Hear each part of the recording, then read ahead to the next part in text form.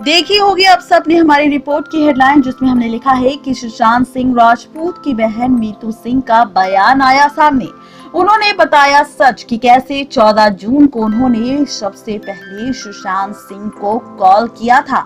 जी हां, सुशांत सिंह राजपूत के, जिसमें सीबीआई की टीम कर रही है जांच और परिवार वालों से भी कर रही है पूछताछ। वहीं सुशांत की बहन मीतू सिंह ने मुंबई पुलिस को भी बयान दिया था, जिसमें मीतू सिंह ने इस बयान में कई सारे खुलासे सुशांत सिंह राजपूत को लेकर किए। मीतू सिंह ने मुंबई पुलिस को दिए गए बयान में बताया कि मेरा भाई सुशांत कई फिल्मों में काम कर चुका है। मैं अपने पति और अपनी बच्ची के साथ साल 2018 में मुंबई में रहने लगी थी। मुंबई आने के बाद मैंने सुशांत से कई बार मुलाकात भी की।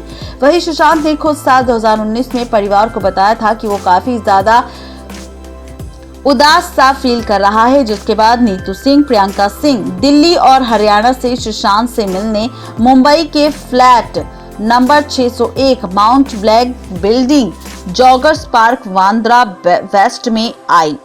हम सभी बहनें सुशांत से काफी समय से मिली नहीं थी, लेकिन उसके बाद हम सभी बहनें सुशांत के साथ काफी लंबे वक्त तक साथ रही। उसे समझाने की कोशिश भी की। मेरा भाई सुशांत प्रोफेशनल उतार चढ़ाव के चलते काफी ज्यादा अकेला महसूस कर रहा था।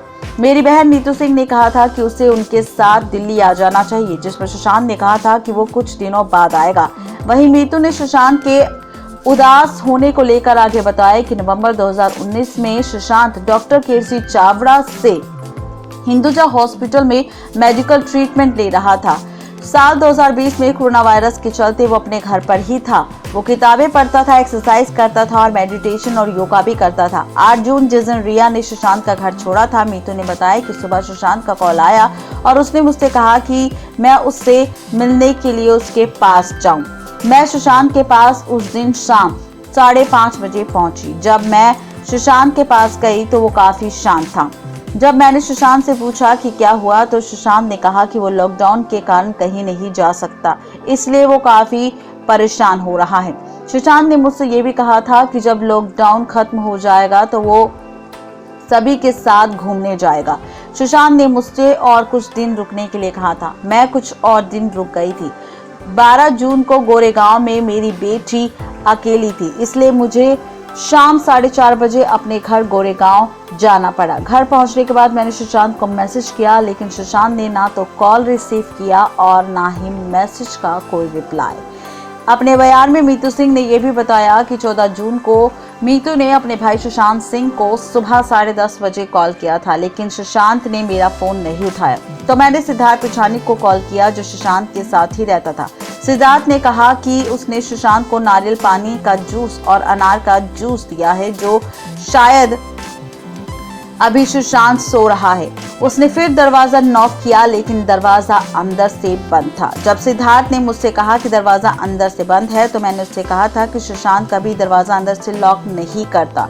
मैंने ये भी कहा था कि वो दोबारा दरवाजा नॉक करे। मैंने उससे ये भी कहा था कि सुशांत को बता दे कि उसे मैं कॉल कर रही हूँ। सिद्धार्थ ने इसके बाद मुझे बताया कि कई बार सुशांत के बेडरूम का दरवाजा नॉक किया, लेकिन सुशांत दरवाजा नहीं खोल रहा, इसलिए वो दरवाजे के की मेकर को कॉल कर दरवाजा खुलवाने की कोशिश करेगा। सिद्धार्थ ने इस कॉल के बाद फौरन गोरेगांव से बांद्रा के लिए कैब से रवाना हुई थी। मीतू सिंह जब सुशांत के घर पर आ रही थी, तो उस दौरान मुझे सिद्धार्थ का कॉल आया और उसने मुझे बताया कि सुशांत दरवाजा खोल लिया है और सुशांत अब इस दुनिया में नहीं रहा। सिद्धार्थ और उसके साथ काम करने वाले सभी शख्सों ने सुशांत को बेड पर उतारा।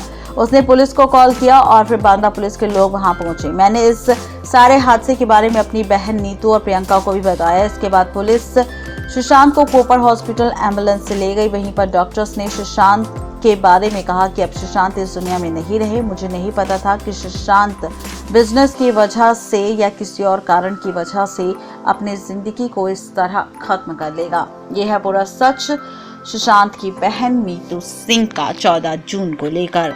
नेक्स्ट 9 लाइव से रजनी की रिपोर्ट।